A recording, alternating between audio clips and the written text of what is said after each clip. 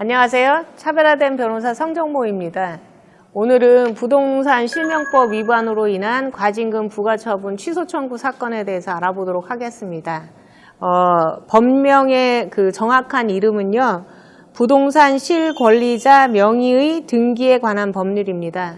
보통은 저희가 부동산 실명법이라고 해요. 이제 대부분 그 정도의 용어는 알고 계실 것 같아요. 이제 부동산을 갖고 있으면 그 실권리자 명의로 등기를 해야 된다라고 하는 거죠. 그래서 실권리자 명의로 등기하지 않는 것을 보통 명의신탁약정이라고 해요. 그러니까는 제가 이 부동산의 실권리자예요. 그런데 어떤 사정으로 제가 등기를 하지 않고 이 사람한테 등기를 해서 이 사람이 명의자로 되어 있어요. 그래서 외부적으로는 이 사람이 명의자로 되어 있지만 실질적으로 그 부동산의 권리자는 저예요.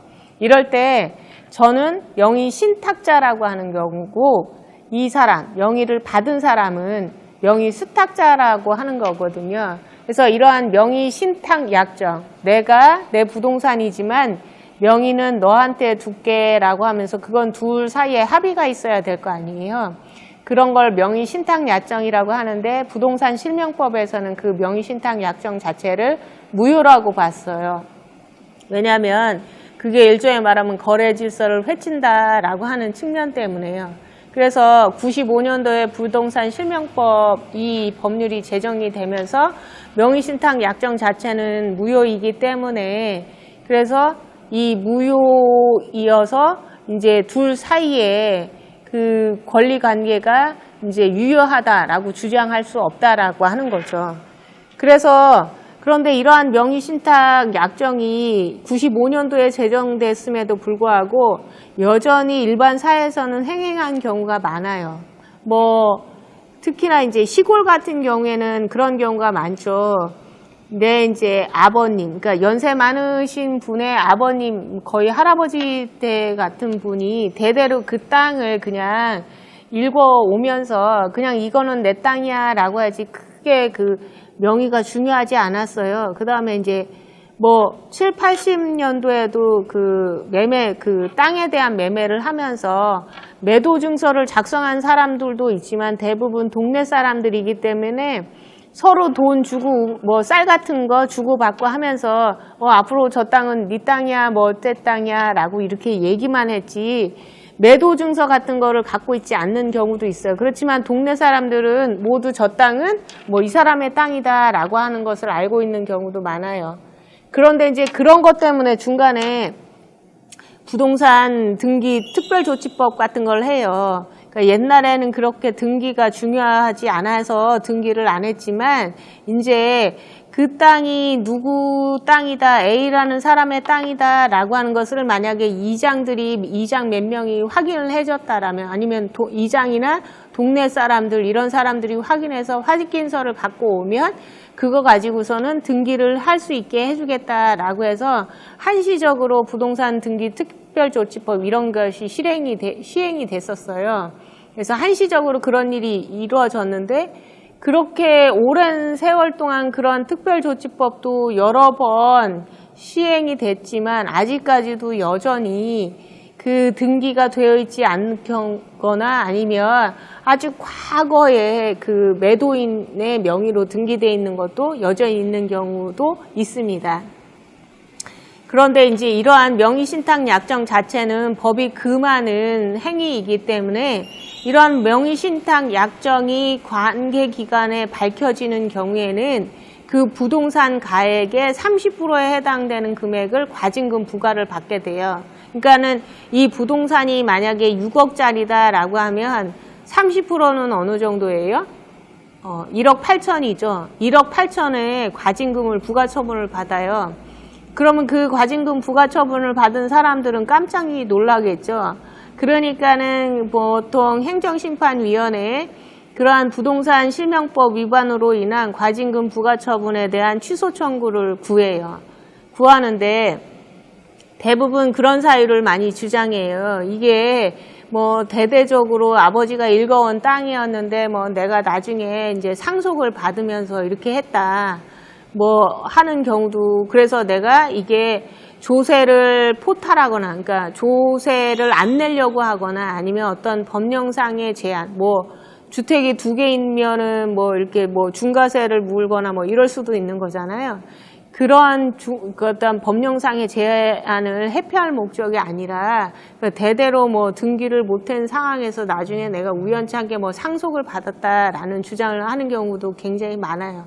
그러거나 아니면 내가 뭐 명의신탁을 하게 된 게 내가 뭐 자발적으로 명의신탁한 게 아니라 이제 사기를 당해서 그 사람이 이제 명의를 나한테 돌려달라라고 했는데 나중에 이제 뭐 어떤 우여곡절 끝에 이제 결국은 내가 그거를 찾아왔을 뿐이다. 그래서 나는 이게 속임을 당해서 명의신탁을 한 게 되기 때문에 억울하다. 그래서 내가 조세 포탈이나 법령 제한의 회피 목적이다 아니다라고 주장을 하거든요. 그런 주장을 하는 이유가 아까 말한 대로 과징금은 부동산 가액의 30%예요. 그래서 6억짜리면 1억 8천만 원의 과징금을 납부를 해야 돼요. 그런데 내가 조세 포탈이나 법령 제한을 회피할 목적이 아닌 경우가 인정이 되면 50%를 깎아줄 수 있어요. 그러면은 1억 8천만 원의 절반이면 얼마예요?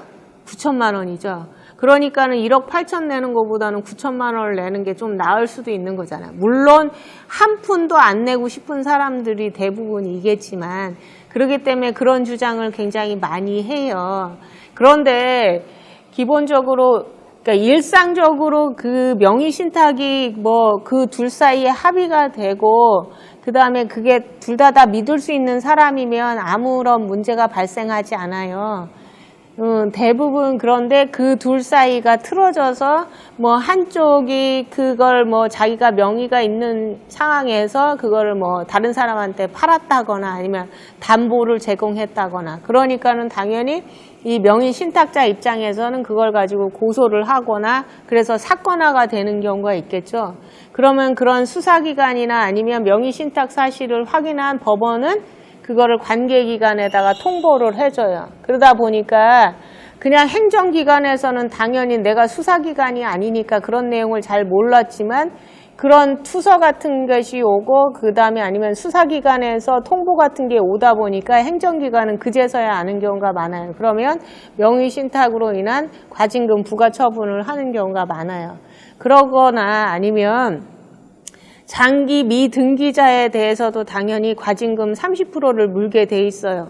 아까 말한 대로 부동산 등기 특별조치법 이런 걸 해서 내가 이제 이 서류를 가지고서는 등기를 해야 돼요. 그래서 너한테 일종의 말하면 매매 증서나 뭐 이런 건 아니라 확인서를 받았으니까 그러한 어떤 일정한 것만 가지고서도 충분히 등기할 수 있게 마련을 해줬음에도 불구하고 3년간 등기하지 않는다는 건 결국은 뭐예요? 재산세도 안 내고 뭔가 법령 제한을 회피하려고 하는 뭐가 있었겠죠. 이제 그러기 때문에 그러한 장기 미등기자, 그 3년 이상 그런 걸 등기하지 않은 사람도 너가 등기할 수 있는 시점에서부터 3년간 등기하지 않았다. 그렇기 때문에 장기 미등기자니까는 너도 과징금 30%를 내라 라고 그 사람한테도 30%의 과징금을 부과해요. 그러면 그 사람들도 당연히 이게 내가 조세 포탈이나 아니면 법령 제한을 회피할 목적은 아니었다라고 주장을 해요.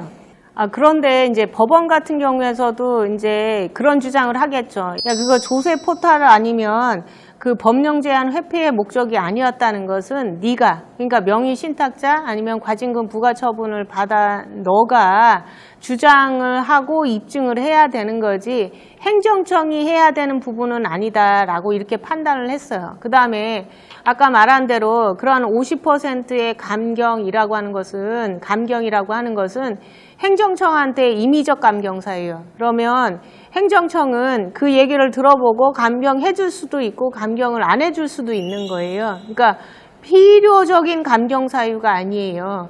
그렇기 때문에 거기에는 행정청의 재량이 있다라고 해서 이렇게 법원도 그렇게 판단을 했기 때문에 그런 상황이 발생한다라고 하면 정말 그런 법령 제한이나 조세 포탈의 목적이 아니었다라고 하면 그걸 주장하는 사람이 적극적으로 증명을 해줘야 그러한 감면 혜택도 받을 수 있다라고 하는 거예요. 기본적으로 그러한 임의적 감경 사유가 있느냐 없느냐를 고려를 해야 되는데도 불구하고 고려하지 않은 것 자체는 위법 사유이지만 그걸 봤을 때도 불구하고 감경할 필요가 없다라고 생각을 해서 감경하지 않았다라고 하면 그건 위법 사유는 아닐 수도 있거든요. 그렇기 때문에 단순하게 뭔가 이렇게 혜택을 받으려고 하면은 주장에서 그치는 것이 아니라 입증의 필요성이 있다라고 하는 것을 말씀드렸습니다. 그래서 오늘은 부동산 실명법 위반으로 인한 과징금 부과 처분이 발생하는 경우 그 과징금이 부동산 가액의 30%로 굉장히 거액이기 때문에 그런 사건이 발생하는 경우에는 좀 더 적극적으로 대처할 필요가 있다라는 측면에서 오늘 이걸 컨텐츠를 마련을 했습니다. 이상 자세한 내용은 법무법인 발을정으로 연락을 주시거나 댓글을 주시거나 아니면 저희 업무용 핸드폰으로 연락 주시면 제가 자세히 설명드리도록 하겠습니다.